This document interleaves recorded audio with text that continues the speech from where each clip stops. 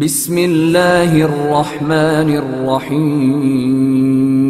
بسم اللہ الرحمن الرحیم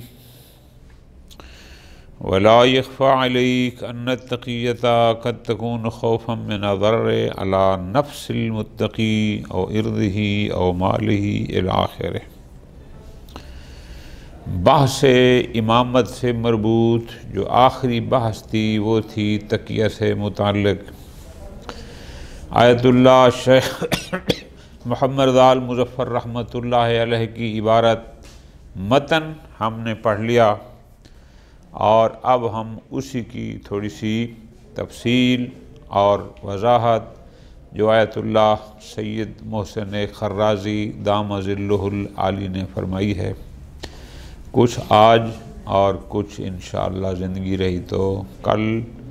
یہ فصل اور امامت کی بحث انشاءاللہ مکمل ہو جائے گی۔ تقیہ کل انہوں نے اشارے کیے تھے کہ بسا اوقات انسان اپنے آپ کو ظالم سے بچانے کے لیے تقیہ کرتا ہے، اپنی جان مال عزت کو بچانے کے لیے تقیہ کرتا ہے۔ بسا اوقات اس کی اپنی ذات کو کوئی خطرہ نہیں ہوتا، لیکن اس کے گھر اس کے متعلقین میں سے کسی کو نقصان پہنچنے کا خطرہ ہوتا ہے تو ان کو بچانے کے لیے انسان تقیہ کرتا ہے۔ بسا اوقات جو بھی اس کے متعلقین ہیں، ایک معاشرہ ہے، اس کو بچانے کے لیے یا اس لیے تقیہ کیا جاتا ہے تاکہ معاشرے میں ہماری وجہ سے کوئی مسئلہ پیدا نہ ہو، تاکہ ایک رواداری اور ایک جو ماحول چل رہا ہے رواداری کا ہماری وجہ سے نہ ہو کہ ان کی وجہ سے یہ فتنہ ہوا، تو تقیہ کے مختلف موارد ہیں۔ اس لیے حضرت آیت اللہ شیخ مرتضی انصاری رحمۃ اللہ علیہ انہوں نے بڑے واضح الفاظ میں بیان فرمایا کہ یہ تقیہ کبھی واجب ہوتا ہے، کبھی حرام ہوتا ہے، کبھی مستحب ہوتا ہے، کبھی مکروہ ہوتا ہے اور کبھی مباح ہوتا ہے۔ یہی بات آیت اللہ مظفر نے بھی گال کے درس میں کی تھی کہ ہمیشہ تقیہ واجب نہیں ہوتا، موارد کے لحاظ سے سامنے رکھا جاتا ہے کہ وہ مورد کیسا ہے، کہ آیا وہ مورد ایسا ہے جہاں تقیہ کرنا واجب ہو تو وہاں واجب ہوتا ہے، اور بعض موارد ایسے ہوتے ہیں اگر میرا تقیہ کرنا کسی اور مومن کے قاتل کا سبب بن رہا ہو، وہاں میرے اوپر تقیہ کرنا حرام ہوگا۔ اور اگر میرا تقیہ کرنا کسی مومن کی جان کے بچانے کا سبب بنتا ہو کہ میں تقیہ کروں تو اس مومن کی جان بچ جائے گی، وہاں تقیہ کرنا واجب ہو جائے گا۔ موارد فرق کرتے ہیں کہ کیسا مورد ہے، اس لیے آیت اللہ العظمیٰ شیخ انصاری نے یہی فرمایا کہ ہمیشہ نہ یہ واجب ہوتا ہے نہ مستحب، یہ کبھی واجب تو کبھی حرام، کبھی مستحب تو کبھی مکروہ اور کبھی مباح۔ اسی بیان کو آیت اللہ خرازی نے اپنے انداز میں بیان فرمایا۔ فرماتے ہیں وَلَا يَخْفَى عَلَيْكَ، بحث تقیہ میں واضح رہے کیا کہ أَنَّ التَّقِيَّةَ قَدْ تَكُونُ خَوْفًا مِنَ الضَّرَرِ عَلَى نَفْسِ الْمُتَّقِي، کہ بسا اوقات تقیہ اس متقی تقیہ کرنے والے کی اپنی جان پر ضرر اور کا خوف ہوتا ہے، اس کی جان کو نقصان ہونے کا خوف ہوتا ہے تو اس لیے تقیہ کیا جاتا ہے۔ او ارضہ، بسا اس کی عزت کو اگر تقیہ نہ کرے تو اس کی توہین ہو جائے گی۔ او مال ہی، یا بسا اوقات تقیہ اس لیے کیا جاتا ہے کہ اس کے مالی ضرر کا اور مالی نقصان کا خطرہ ہوتا ہے، اس سے بچنے کے لیے خود اس کو او ما یتعلق بہ، یا بسا اوقات اس کو نہیں، اس کے والد کو، اس کے بیٹے کو، اس کے ماں باپ کو، اس کے بھائی کو، جو اس کے متعلقین ہیں، کہ اس کے تکیہ نہ کرنے سے ان کی جان مال عزت کو ضرر اور خوف کا ہو سکتا ہے، ضرر پہنچنے کا، وہاں تکیہ کیا جاتا ہے۔ اولا نفس غیرہ من المومنین، یا اس لیے کہ اگر یہ تکیہ نہ کرے تو کسی اور مومن کی جان کو خطرہ ہو سکتا ہے، تو اس لیے تکیہ کیا جاتا ہے تاکہ کسی اور مومن کو جانی نقصان ضرر نہ پہنچے۔ او علی حوزۃ الاسلام، یا اسلامی معاشرے پر، کہ اگر اس کا تکیہ کرنا ایک جس کو ہم کہتے ہیں نا ملت کے لیے باعث ضرر ہو، اگر تکیہ نہ کرے تو وہاں تکیہ کیا جاتا ہے، ٹھیک ہے جی، چونکہ اس سے اس کے تکیہ اسے خوف ہوتا ہے بسا اوقات، یعنی ایک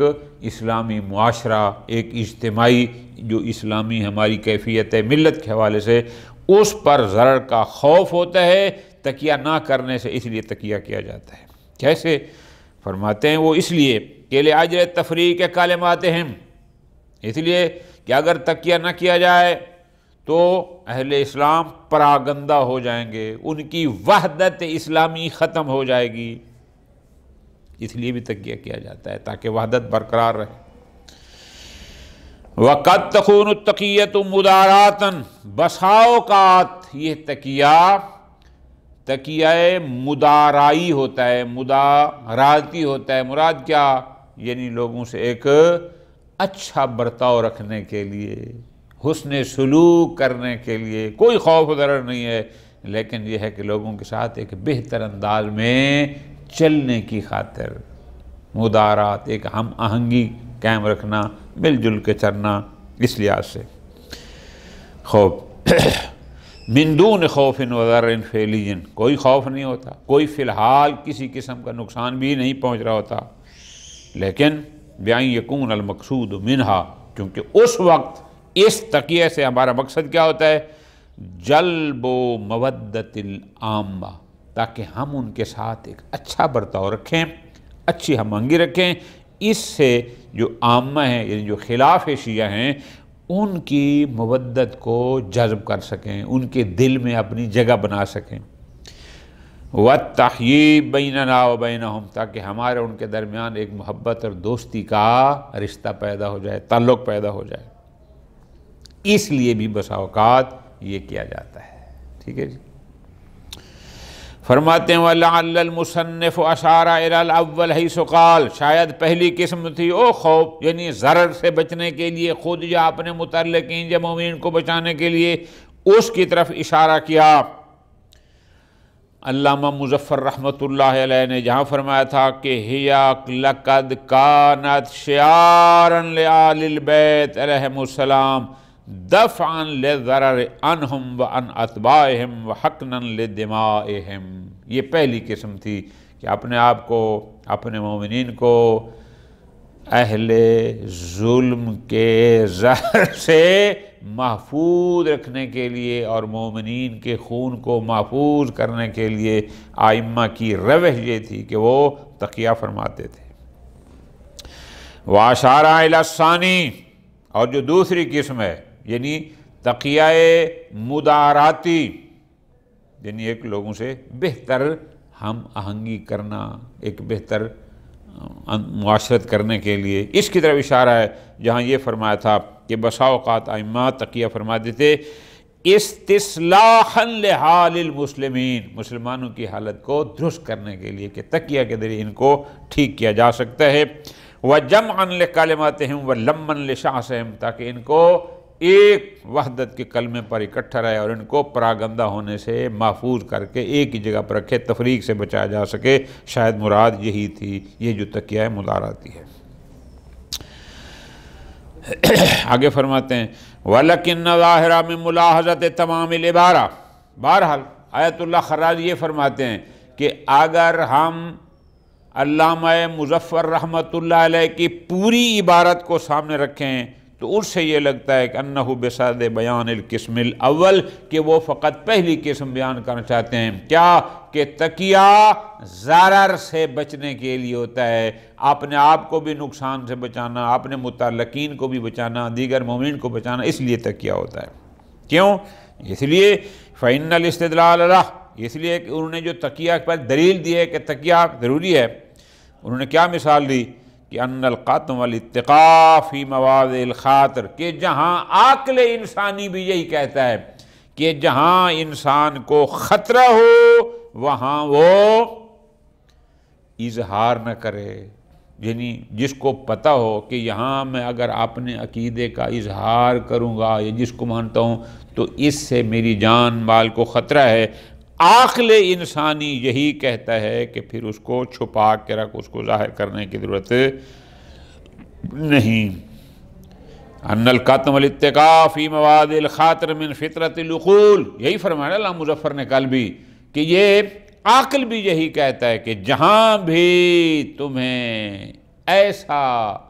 موقع میسر ہے کہ جہاں تیرا اظہار حق یا اپنے عقیدے کا اظہار تیری جان کے لیے خطرے کا سبب ہو، وہاں پر اظہار نہیں کرنا بلکہ اس کو چھپانا ہے، یہ عقل بھی کہتا ہے۔ یشہد، فرماتے ہیں جناب علامہ مظفر کا یہ استدلال اس بات گویتا ہے کہ ان کا مقصد یہاں پر وہی پہلی قسم ہے، یعنی ضرر کا خوف، لوگوں کو یا اپنے آپ کو ضرر سے بچانے کے لیے تقیہ مراد ہے۔ لیکن آگے فرماتے ہیں اللہم الا ان یقال، لیکن اس پر ہم یہ کہہ سکتے ہیں کہ نہیں، ان کی مراد دونوں قسمیں ہیں، فقط وہی نہیں کہ اپنے آپ کو یا دوسروں کو ظالم کے ظلم سے ضرر سے بچانے کے لیے تقیہ کیا جاتا ہے، بلکہ جو تقیہ مداراتی ہے، یعنی لوگوں سے حسن معاشرت، ایک اچھا ماحول قائم رکھنا، اس کے لیے بھی تقیہ کیا جا سکتا ہے۔ عبارت علامہ مظفر اس کو بھی شامل ہے۔ کیوں؟ فرماتے ہیں اس لیے کہ ان ترک المدارات مع العامہ، اگر آپ عامہ کے ساتھ یعنی شیعہ کے علاوہ دیگر جو مسلمان ہیں اگر ان کے ساتھ راہ و رسم نہیں رکھیں گے، کوئی اچھا معاشرتی ماحول نہیں رکھیں گے، اٹھنا بیٹھنا نہیں رکھیں گے، دنیا داری کا تعلق کسی قسم کا نہیں رکھیں گے، وَحَجْرِهِمْ، اور ان کو بالکل چھوڑ دیں کہ جناب ان کے ساتھ تو ہماری نہ کوئی خوشی ہے نہ غمی ہے، کوئی تعلق نہیں رکھنا اس معاشرہ میں، ان کے شہروں میں۔ فرماتے ہیں وَإِن لَمْ يَكُنْ مُقَارِنًا بِالْخَوْفِ وَالضَّرَرِ فعلی، ہو سکتا ہے آپ کے اس رویے سے فی الحال اس وقت تو آپ کو کوئی خطرہ نہ ہو، فی الحال تو وہ آپ کو کوئی نقصان نہ پہنچا سکیں، آپ مثلا طاقت میں ہیں، آپ کا ایک قوت میں ہیں، اور آپ کو فی الحال آپ نے ان سے بالکل قطع تعلق کر دیا، کسی خوشی غمی میں ان کے ساتھ شریک نہیں، اٹھتے بیٹھتے نہیں، ان کی مسجد میں جاتے، یعنی کسی آواز ہم رکھتے، فی الحال تو ہو سکتا ہے آپ کو کوئی ضرر نہ پہنچا سکیں، نہ خوف ہو، وَلَكِنْ يَنْجَرُّ غَالِبًا إِلَىٰ حُصُولِ الْمُبَايَنَةِ، لیکن آہستہ آہستہ آہستہ اس کا نتیجہ کیا ہو گیا؟ نتیجہ ہوگا إِلَىٰ حُصُولِ الْمُبَايَنَةِ، کہ تمہارے اور ان کے درمیان مکمل جدائی ہو جائے گی، اور وہ جدائی الموجبہ للتضرر، موجب بنے گی کہ للتضرر منہم، کہ پھر تم ان سے کوئی نقصان اٹھاؤ، فی الحال تو نہیں، لیکن جب آپ جدا ہو جائیں گے مستقبل میں پھر تمہیں ان سے کوئی نہ کوئی نقصان اٹھانا پڑ سکتا ہے، فی الحال ضرر نہیں تو مستقبل میں ضرر کا سبب بن سکتا ہے۔ پس بنابراین فیشمل التقیۃ المداریۃ ایضا، لہذا یہ جو شیخ عبارت ہے شیخ مظفر رحمۃ اللہ علیہ کی، یہ فقط تقیہ کی پہلی قسم کو شامل نہیں ہے کہ جہاں ضرر کا خوف ہو، بلکہ تقیہ مداراتی کو بھی شامل ہے۔ ٹھیک ہے جی، لہٰذا مداراتاً یعنی ایک اچھا فضا قائم کرنا، اچھا معاشرہ رکھنا، راہ و رسم ان کے ساتھ رکھنا، اس موقع پر بھی اگر تقیہ پڑھنا پڑے تو کوئی حرج نہیں ہے۔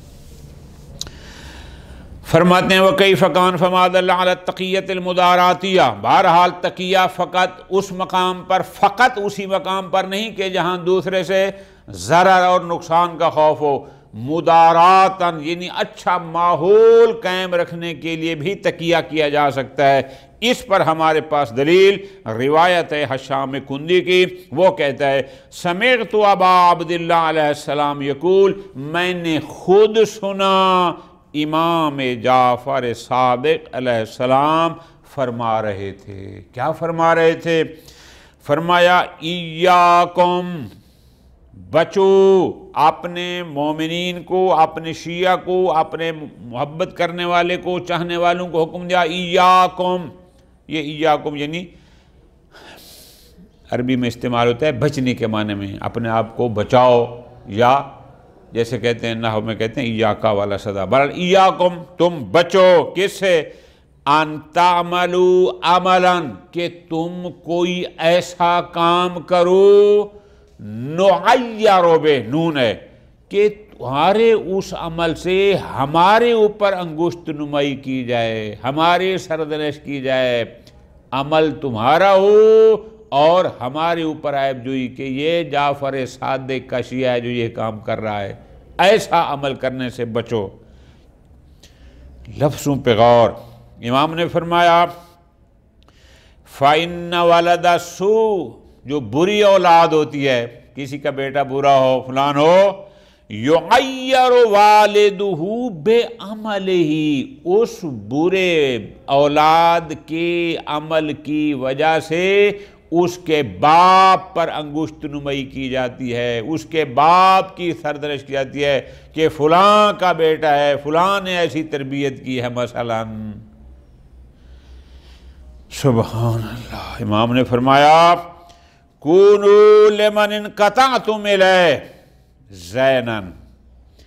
جس کے خاطر دنیا چھوڑی ہے، یعنی جس امام کے ہو گئے ہو اس کے لیے باعث زینت بنو، ولا تکونوا علیہ شینا، اس پر باعث ننگ و عیب نہ بنو، اور جس کی امام کی طرف تم نے اپنی نسبت جوڑی ہے۔ فرمایا صلو فی عشائرہم، اگر وہ نماز پڑھ رہے ہیں بے شک ہمیں نہیں مانتے، ان کی اجتماعات میں شریک ہو جاؤ،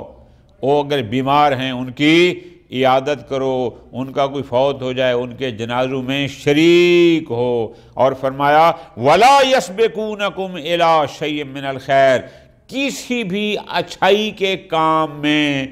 وہ لوگ تم سے سبقت نہ لے جائیں، ہر نیکی کے کام میں تمہیں آگے ہونا چاہیے۔ فَأَنْتُمْ أَوْلَى بِهِ مِنْهُمْ، اس ہر نیکی ہر خیر میں تم ان پر کیوں؟ تم علی کے شیعہ ہو، تم جعفر صادق کے شیعہ ہو، ہر خیر میں تمہیں ان پر برتری ہونی چاہیے۔ آگے امام نے فرمایا واللہ ما عبد اللہ بشیء احب الیہ من الخبا،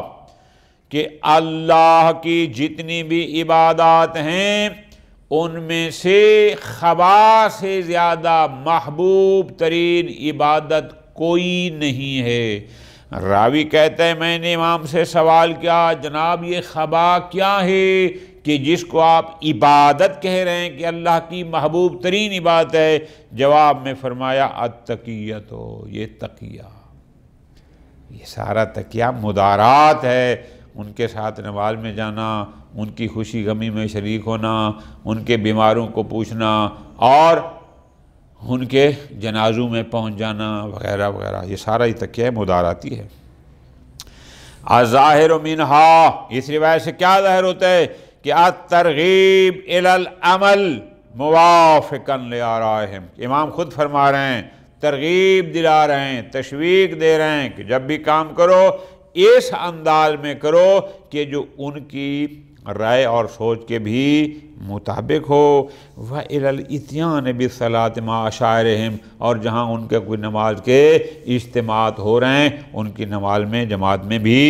شریک ہو جاؤ۔ وَقَضَى غَيْرَهَا مِنَ الْخَيْرَاتِ، اور دیگر جو نیکی کے کام ہیں وہ اگر کر رہے ہیں تو تمہیں ان سے پہلے ہونا چاہیے۔ فرمایا وَمِنَ الْمَعْلُومِ أَنَّ الْعَمَلَ مَعَهُمْ مُوَافِقًا لَهُمْ، اور اس بات کا ہمیں پتہ ہے کہ جب ہم کوئی بھی کام ان کے مطابق کریں گے تو بسا اوقات ہمیں کسی عبادت کی جز یا شرط کو ترک کرنا پڑے گا۔ مثلا جماعت میں شریک ہوتے ہیں، وہ بسم اللہ نہیں پڑھتے، مثلا وہ سجدے والی صورتیں اور آیات بھی پڑھ دیتے ہیں، مثلا بہرحال ایسا کرنا پڑے گا۔ لیکن امام فرماتے ہیں ایسا کرو لیس ذالک، یہ سب اس لیے ہے الا للتقیۃ المداراتیہ، یہ تقیہ مداراتیہ ہے، کسی خوف کی وجہ سے نہیں، کسی ضرر سے بچنے کے لیے نہیں ہے، بلکہ ایک بہترین حسن معاشرت ماحول قائم رکھنے کے لیے یہ سب حکم دیا گیا۔ فرماتے ہیں ان التقیۃ محکومۃ بالاحکام الخمسہ، کل بھی گزارش کی تھی کہ تقیہ ہمیشہ واجب نہیں ہوتا، تقیہ پر احکام خمسہ، کب تقیہ کبھی واجب ہوگا تو کبھی حرام، کبھی مستحب ہے تو کبھی مکروہ اور کبھی مباح۔ قال شیخ العظم الانصاری، شیخ مرتضی انصاری رحمۃ اللہ علیہ، انہوں نے بھی یہی بیان فرمایا کہ اما الکلام فی حکم التکلیف،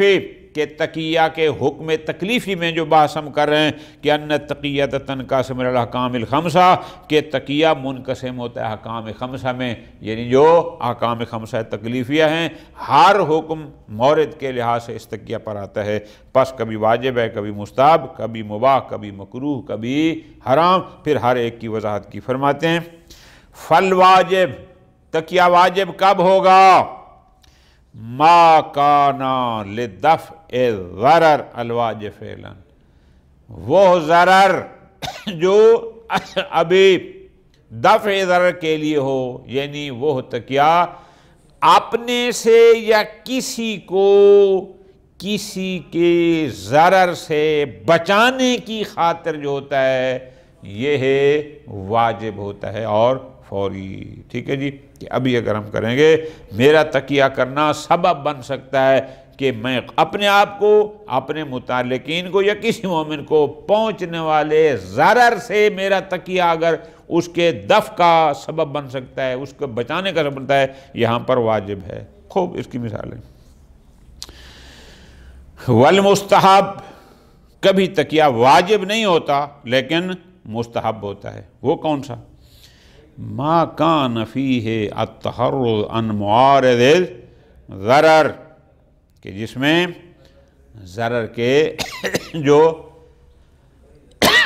معارض ضرر ہے اس سے بچنے کے لیے، مراد کیا؟ یعنی آگے خود بتا رہے ہیں بِأَن يَكُونَ تَرْكُهُ، کہ اگر ہم آج تقیہ نہیں کرتے، تقیہ کو ترک کر دیتے ہیں، تو یہ تقیہ مفزیاً تدریجاً الی حصول ضرر، ابھی تو کوئی نقصان نہیں ہے لیکن آہستہ آہستہ تدریجاً یہ ضرر تک پہنچا دے گا، باعث ضرر ہوگا۔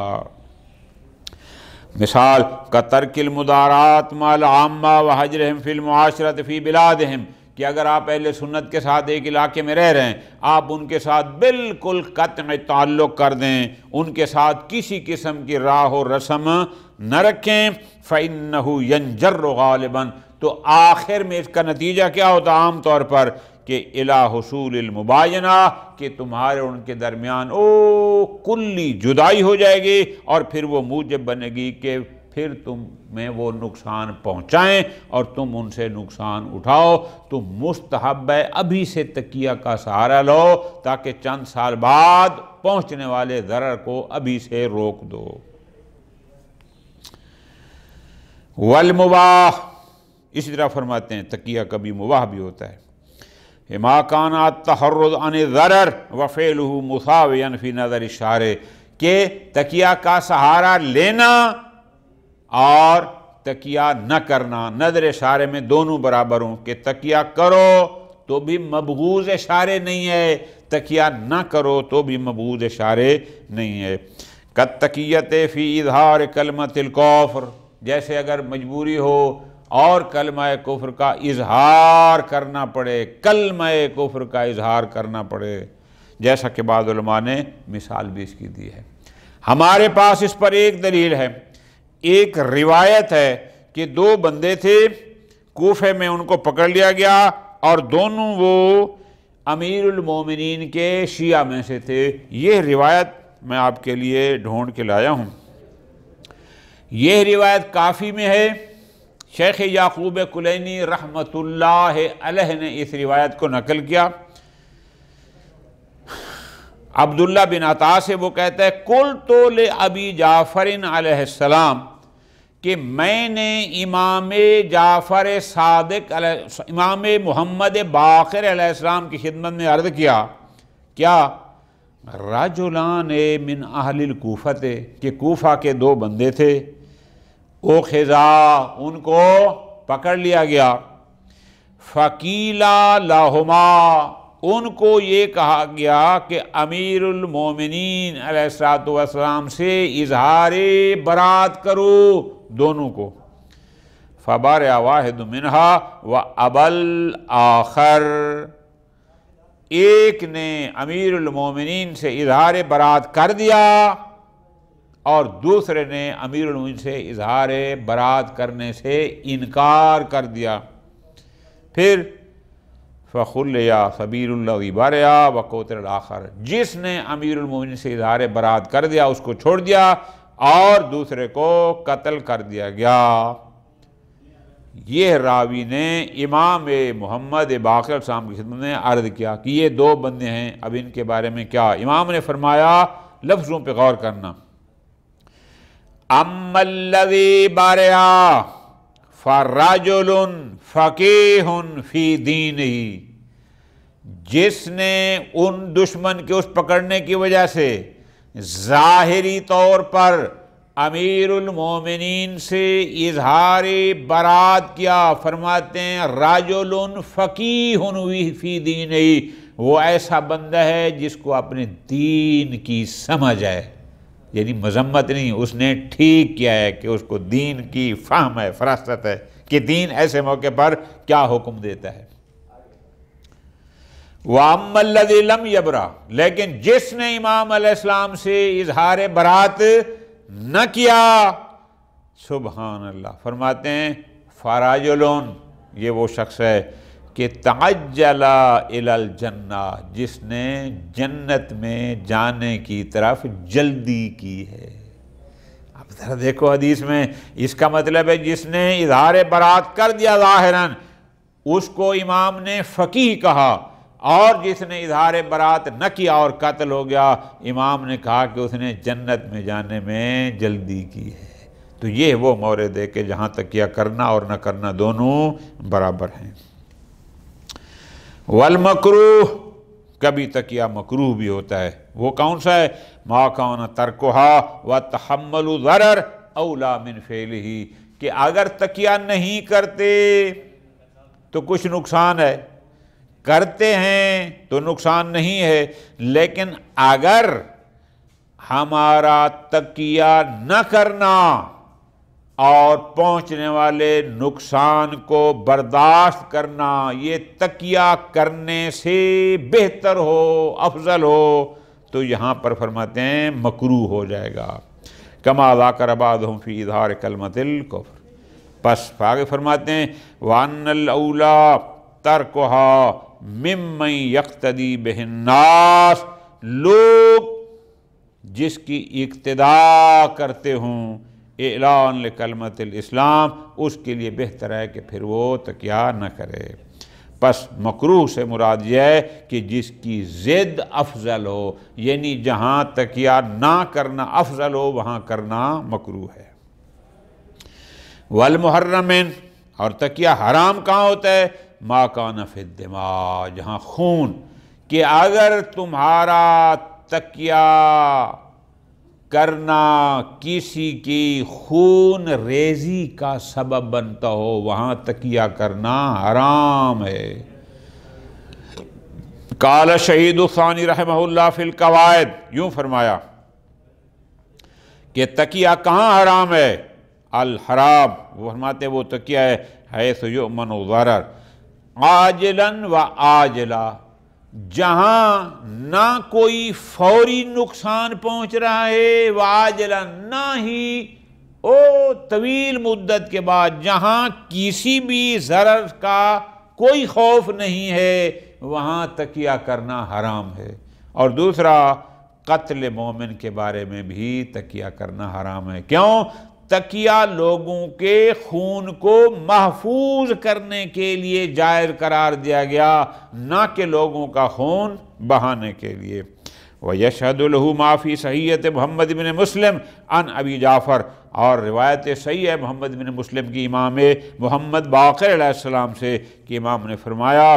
انما جعل التقیۃ لیحقن بها الدم، تقیہ کو اس لیے شرع قرار دیا گیا تاکہ اس سے لوگوں کے خون کو محفوظ کیا جائے۔ فَإِذَا بَلَغَ الدَّمُ، لیکن اگر تمہارے تقیہ کرنے سے کسی کا قاتل ہوتا ہو فَلَيْسَ تقیہ، وہاں پر کوئی تقیہ نہیں ہے۔ انشاءاللہ تھوڑا سا درس ہے، کل کی نشست میں یہ مکمل ہو جائے گا۔ وصلی اللہ علی محمد وآل محمد۔